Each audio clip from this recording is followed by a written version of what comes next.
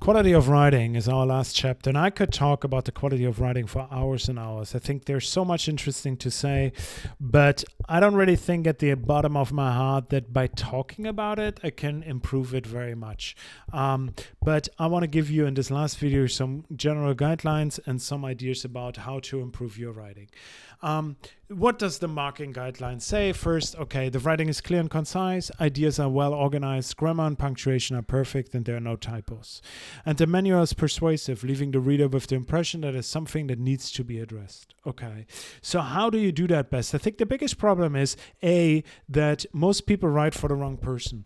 They write for some kind of lecturer or some kind of expert and think like, oh, they will mark my stuff, so hence I should write for them. And now the curse of knowledge sets in, where you think, oh, Andreas knows already all about this. I don't really have to explain that. I don't have to specify this. I talked with him in this office hour about that, so I just kind of write as if he knows already. And you might not consciously do that, but you have that kind of implicit audience in your mind, and hence you forget often to actually demonstrate that you understand the concepts and ideas you're writing about.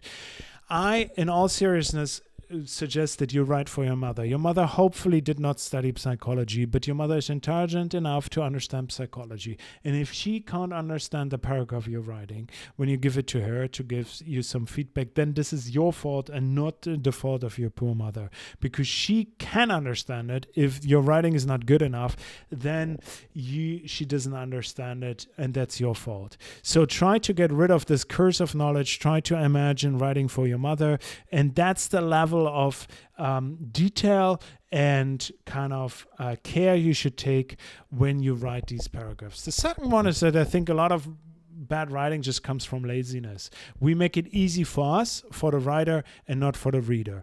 And I think this is a lot related to a lot of like the kind of don'ts I have, which are related to making it easy for the person who writes it and not reads it, and hence makes it kind of hard to read. So do not use abbreviations. I feverishly, passionately hate abbreviations. Let's say you write something about you want to increase cognitive and affective empathy, and you want to use that using a theory of mind intervention. So you said, like, oh, I don't want to write theory of mind. I just call it Tom. And I don't want to I don't want to write all the time cognitive empathy and affective empathy. So I just call it COM and AM, and then I define it, and now I just use the as abbreviations. I understand why this makes your life easier. It makes my life terrible as a reader.